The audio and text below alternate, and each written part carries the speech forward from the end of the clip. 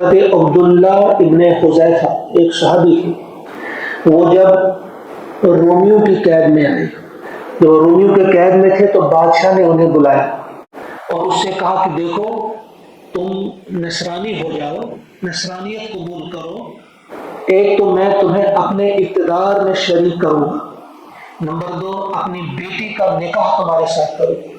تو اس نے کہا کہ دیکھو اگر تم مجھے یہ حکومت مکمل طور پر میرے سپرد کر دو اور عرب کی حکومت بھی میرے سپرد کر دو اور یہ کہو کہ تم چند لمحوں کے لیے حضرت محمد صلی اللہ علیہ وسلم کا دین چھوڑ دو، تو مجھ سے ایسا نہیں ہو سکتا، چند لمحوں کے لیے بھی نہیں چھوڑ سکتا۔ اس نے کہا پھر میں تمہیں قتل کروں گا۔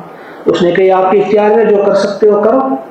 کہا اسے سولی پہ چڑھایا گیا اور کہا گیا کہ اب ایسا کرو کہ اس کے پیر کے آس پاس دائیں بائیں تیر مارو، ڈرانے کے لیے تیر مارے گئے اور اس سے کہتے گئے بتاؤ اب بھی موقع ہے، بولو ہو جاؤ نصرانی۔ وہ پھر کہتا تھا کہ ایسا ممکن نہیں ہے۔ جب دیکھا کہ بالکل یہ ڈرنے والا نہیں، کہا اس کو اتارو۔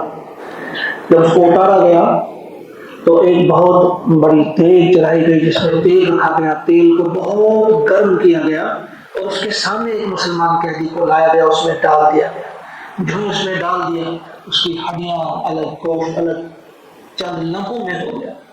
باقی دیکھو اب تمہارے ساتھ بھی ایسا ہی سلوک ہوگا ورنہ نصرانیت قبول کرو۔ اب مجھ سے نہیں ہو سکتا۔ تو لوہے کی چرخی پہ اسے چڑھایا، کہا بتاؤ اب بھی موقع ہے۔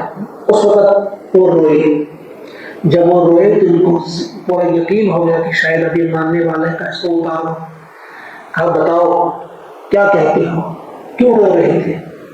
تو میں اس بات پہ رو رہا تھا کہ اللہ تعالیٰ نے مجھے ایک جان دی ہے تو میں صرف ایک بار اس میں جا کر شہید ہو جاؤں۔ کاش جتنے میرے جسم پہ بال ہیں اتنی جانیں ہوتی، میں اتنی بار اپنے آپ کو قربان کر دیتا اللہ کے لیے۔ تو نے کہا کہ اس کو قید کر دو۔ اس کو قید کر دیا گیا۔ پھر کئی دن تک اسے بھوکا رکھا گیا۔ پھر کئی دنوں کے بعد اس کے سامنے خنزیر کا گوشت اور شراب رکھی گئی، کہا گیا کھاؤ، انہوں نے نہیں کھایا۔ پھر پوچھا، اسی بادشاہ نے خود سے پوچھا بتاؤ تم نے ایسا کیوں نہیں کیا، کیوں نہیں کھایا تم نے؟ اس نے کہا دیکھو میرے لیے اس وقت یہ جائز تھا، میں کھا سکتا تھا، لیکن میں تمہیں خوش نہیں کرنا چاہتا، میں یہ نہیں کھاؤں گا۔ تو اس وقت پھر اس بادشاہ نے کہا اچھا ایسا کرو کہ تم میرے ماتھے پہ بوسہ دو تو میں تمہیں رہا کروں گا۔ اس نے کہا کیا میرے ساتھ میرے سارے مسلمان قیدیوں کو بھی رہا کر دو گے؟ اس نے کہا ہاں کر دوں گا۔ تو اس نے اس کا بوسہ لیا تو ان کو رہائی ملی اور ان کے ساتھ سارے مسلمان رہا ہو کر جب پہنچے اپنے کیمپ میں تو حضرت عمر رضی اللہ تعالیٰ عنہ نے پورا جب یہ واقعہ سنا تو حضرت عمر نے فرمایا کہ ہر مسلمان پہ واجب ہے کہ وہ اس کے ماتھے کا، اس کی پیشانی کا بوسہ لے۔